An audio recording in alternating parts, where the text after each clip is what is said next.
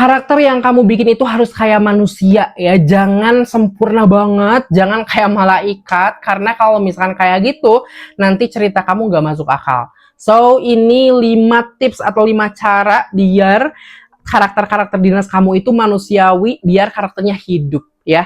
Cermati dan amati guys. Nah, sebelumnya seperti biasa pastikan kamu udah subscribe ya channel ini supaya aku makin semangat bikin konten-konten tips tulis. Dan kalau sudah, mari kita lanjut bahas. Oke, jadi sebenarnya karakter yang hidup itu penting banget. Karakter itu penggerak, teman-teman. Kalau karakter kita jelek atau misalkan terlalu sempurna ya, jelek di sini tuh kayak misalkan terlalu sempurna, nggak manusiawi gitu. Itu tuh kayak bakalan flat gitu, sayang banget. Jadi saran aku ya, kamu harus mengotak-atik karakternya supaya ya karakternya hidup manusiawi. Jadi ketika kita baca nih, pembaca-pembaca baca karya kita, itu tuh mereka ikut masuk ke dalam cerita. Setidaknya ada 5 poin yang akan aku bahas di sini. Pertama, kasih tujuan yang jelas ya. Ini yang paling penting. Si karakter itu harus punya tujuan, punya motivasi buat hidup. Ya, contoh misalkan di novel aku Customer Shall Love judulnya. Novel ini tuh udah ada di Gramedia by the way. Ini tuh bener-bener ngejelasin tentang si Feanita yang tujuannya itu pengen resign dari tempat kerjanya. Tapi ketika resign dia menghadapi masalah-masalah. Ketika pengen resign, ketika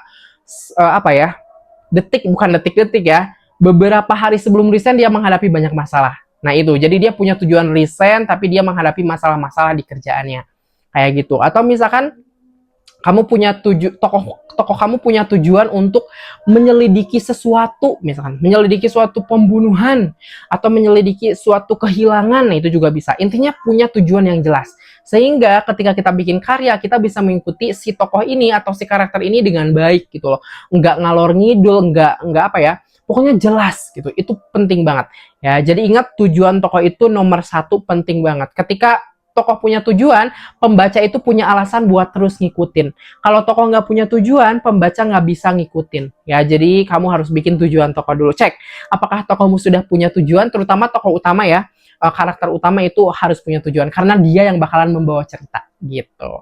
Poin yang kedua, tambahkan kelemahan. Nah, ini yang aku sebut tadi tentang bahwa bahwa tokoh itu harus manusiawi. Manusiawi itu bahwa ya sama seperti manusia pada umumnya, ada orang baik tapi di sisi lain dia juga punya kelemahan gitu. Enggak yang baik sempurna, enggak ada celah, enggak. Justru manusia itu dia baik tapi tetap punya kelemahan. Misalkan nih, dia baik sama orang lain tapi kadang-kadang dia itu perkataannya misalkan nyakitin juga tuh, misalkan dia nggak bisa ngontrol perkataan misal ya, atau misalkan dia itu ternyata orangnya si A ini kelebihannya pinter, tapi di sisi lain dia itu punya kekurangan, yaitu misalkan kayak apa ya, kayak susah untuk jatuh cinta, misal itu kekurangan atau kelebihan guys. Intinya masukin sesuatu yang jadi kelemahan dia. Ya, dia itu misalkan pinter, tapi dia punya kelemahan nggak pedean, misalkan kayak gitu. Itu hal-hal kayak gitu harus dimasukin di karakter supaya karakternya manusiawi, nggak sempurna kayak malaikat. Karena kalau misalkan sempurna bak malaikat itu tuh malah jadi kayak nggak masuk akal dan akhirnya nggak relate gitu loh. Sekarang kamu tahu banyak buku-buku atau film-film yang ngangkat tentang sandwich generations, misalkan si A punya kelebihan nih, dia kerjaannya bagus, tapi ternyata kelemahannya misalkan dia harus membiayai banyak orang di keluarganya, itu termasuk kelemahan sih bagi sebagian orang ya, termasuk suatu hal yang aduh sulit, berat gitu. Kenapa? Karena itu supaya relate sama orang-orang, karena banyak yang mengalami. Nah sama, kita bikin karakter juga kayak gitu, ya masukin kelebihannya, kekurangannya juga masukin, sehingga nanti orang-orang relate sama karya tersebut gitu. Kemudian yang ketiga, karakter harus punya kebiasaan unik. Nah ini juga sama ya, setiap karakter itu usahakan untuk punya ciri khas masing-masing, apalagi karakter utama. Ya karakter utama itu penting banget untuk punya ciri khas tadi. Contohnya kalau di novel-novel populer ada, kamu pernah baca novel Perahu Kertas, itu ada tokoh Kugi yang dia itu punya apa ya, disebutnya tuh kayak Neptunus gitu kan. Aduh aku lupa lagi. Itu meskipun aku agak lupa ingat ya, tapi itu tuh termasuk tersimpan di otak aku. Itu ciri khasnya itu selalu kayak gitu kan. Selalu punya radar Neptunus ya, radar Neptunus. Kemudian dia ciri khasnya suka bukan melayangkan ya, kayak melayarkan perahu kertas sesuai judulnya. Itu kan ciri khas tokoh. Gitu. Jadi kamu bikin ciri khas tokohnya yang tentu berhubungan dengan naskah ya. Nanti dengan konfliknya ada hubungannya gitu. Biar nanti makin bagus, makin kece gitu guys. Jadi yang unik, yang kece itu biasanya tetap diingat sama orang-orang gitu ya.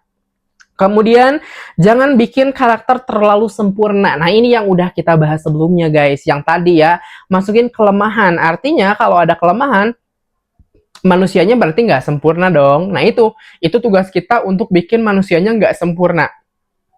Kadang penulis itu fokus sama kelebihannya. Dia cantik, dia ganteng, dia pinter, dia badannya bagus gitu kan. Tapi dia nggak mikirin kekurangannya apa gitu.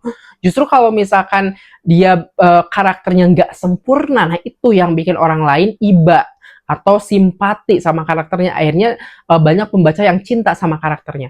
Karena mengikuti struggle-nya, naik turunnya gitu. Apalagi kalau misalnya pembacanya juga relate sama si kisah si karakter ini, pasti mereka akan ngikutin terus sampai ending gitu. Jadi saran aku ya kita cek gitu kan ketidaksempurnaannya juga apa gitu. Jangan cuman hal-hal kelebihannya aja tapi juga kekurangannya. Ya itu harus digali banget gitu ya. Kemudian yang terakhir adalah bikin backstory si tokoh. Ya, jadi kadang-kadang ada penulis yang bikin si tokohnya itu pemarah, misalkan. Tapi kita nggak tahu kenapa dia jadi pemarah. Nah, kita usahakan untuk bikin backstory-nya. Alasan dia jadi seperti itu, kenapa, bla bla bla. Terus hubungan sama orang tuanya kayak gimana. Dia itu anak yang seperti apa, gitu kan. Dia apakah anak orang kaya atau bukan. Itu kan ngaruh ya, kenapa dia bisa jadi seorang pemarah, misalkan. Itu kita harus gali. Harus bikin itu semasuk akal mungkin. Ya, biar nanti yang baca itu bisa ada koneksi yang nggak cuman tahu si tokoh itu sekarang hari ini tapi juga masa lalunya juga tahu sehingga oh pantesan dia pemarah waktu itu waktu kecilnya ternyata orang tuanya ngedidiknya kayak gini misalkan berarti ada hubungannya dengan parenting gitu kan. Nah itu tugas kita sebagai penulis untuk mengaitkan untuk menggali gimana caranya supaya masuk akal gitu. Oh dia itu orangnya nggak pedean, kenapa bisa nggak pedean, gali backstory-nya kayak gimana gitu ya. So, teman-teman itu adalah beberapa poin yang bisa aku sampaikan. Menurut kamu gimana? Masih ingat nggak poin-poinnya apa aja? Aku sebutin lagi ya, ini di catatan aku. Pertama, kasih tujuan yang jelas. Kedua, kasih kelemahan. Ketiga, kasih kebiasaan unik. Keempat, jangan bikin karakter terlalu sempurna. Dan yang terakhir, bikin backstory atau background dari si tokoh. Ya, semoga ini membantu biar naskahmu makin kece badai. Buat kamu juga yang pengen belajar nulis novel dari A sampai Z, dari nol, aku punya ebook judulnya Nulis Novel Anti Mandak. Itu bener-bener ngebantu. Udah lebih dari 100 orang terbantu ya teman-teman sama ebook itu. Ada linknya di description box, udah aku cantumin kalau kamu pengen baca. Ya, aku juga nulis buku, udah 4 buku yang ada di Gramedia. Boleh dicek di description box, buku-buku aku bisa didapatkan juga di marketplace di seluruh Indonesia, juga di Gramedia. Ya, terima kasih udah menyimak, semoga bermanfaat dan sampai jumpa di video-video selanjutnya guys.